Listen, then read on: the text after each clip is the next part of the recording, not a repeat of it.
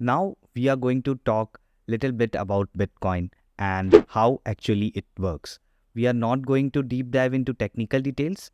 We are going to look what makes Bitcoin unique and how it works underneath the hood. What are some of the qualities it has? You can think Bitcoin as a huge decentralized database that we have talked earlier in the lectures, but it is also a decentralized digital currency. You can buy, sell, exchange it without any intermediates. You don't need any banks to transact Bitcoin.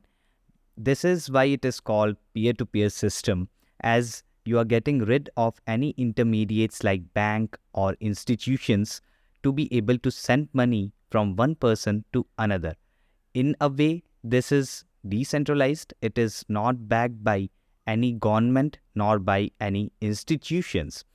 So let's talk about how Bitcoin was founded.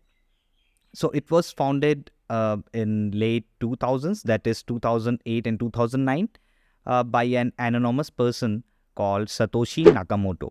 Till this date, we don't know who Satoshi Nakamoto is. It may be he, she, or anyone we don't know because its identity is still unknown.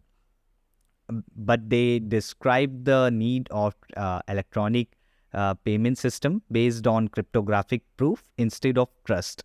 This is what made Bitcoin so popular, as instead of trusting any middleman, institutions, and banks, you are trusting this cryptography that runs on code.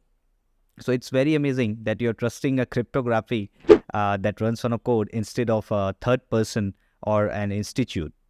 On Bitcoin, you can think every transaction is public and accessible by everyone. So transactions are really, really hard to reverse. They are difficult to fake as well and censorship resistant.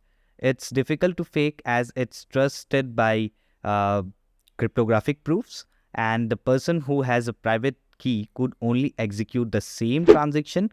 And Bitcoin stores all transactional information in the blocks, and where each block's transaction stored informations like the date when it was executed, the time, the total value means the amount of BTC or Bitcoin transferred during the time of the transaction, who was the buyer and who was the seller, and unique identifying code for each exchange. For exchange, it means like for each transaction. You can think Bitcoin as almost a Google document that everyone can work on. Nobody owns it, but anyone who has link to it can contribute to it. It's made up of blocks, and the transactions really describe the trade that happens between the two parties, that is buyer and the seller. In this way, Bitcoin is trustworthy and secure because for the transaction block to be added to the blockchain, it must be verified by majority of all the Bitcoin holders, and a mathematical puzzle is a very difficult and complicated which needs to be solved by a miner. So it uses real electricity, that in case uses real energy to mine Bitcoin. So it's really hard to do try to change any data, because in order to change even a data from like 2 blocks back, you would need to consume so much electricity, if not so much money, to be able to modify the previous data itself.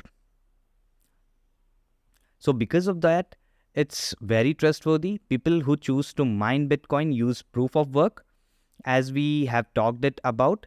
It uses energy in exchange. They basically deploy computers, and the computers or miners. Miners are basically small computers that focuses only on the mining, which race between them. So a bunch of miners race between them to solve this mathematical puzzle, and that is used to verify the transaction. And each miner that has solved that particular transaction is rewarded by a Bitcoin. Honestly, if we want to get down to the Bitcoin, at the end of the day, it solved the number one issue that was relevant even before Bitcoin was developed. This is called double spend problem.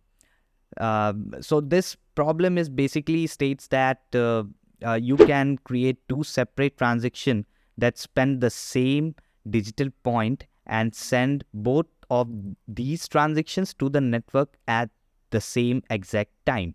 Now, this would be obviously a major flaw if it was present till now. So Bitcoin presents solves this problem.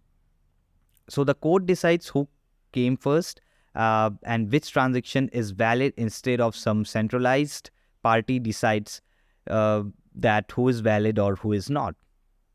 And so because it uses proof of work to solve the double spend problem, it was very revolutionary for this time. Honestly, it has stood the test of time for the last decade or so. And that's about it how Bitcoin works. We are not going to talk much into the technical details, and we are not going to deep dive into any cryptographic proofs, how they work, and so on and so forth for the Bitcoin. Because this playlist is more specifically designed for someone who wants to be a Web3 developer. As such, we are going to be using Ethereum, and we are going to deep dive into Ethereum quite a bit, and we are going to talk much about Ethereum. So with that all lecture going forward, we are solely focused on Ethereum and how transactions work, how gas works, how certain things works on Ethereum, not on the Bitcoin, but these are the basic things that you need to understand on the Bitcoin. So, all right, well, I hope to see you in the next one. So, goodbye.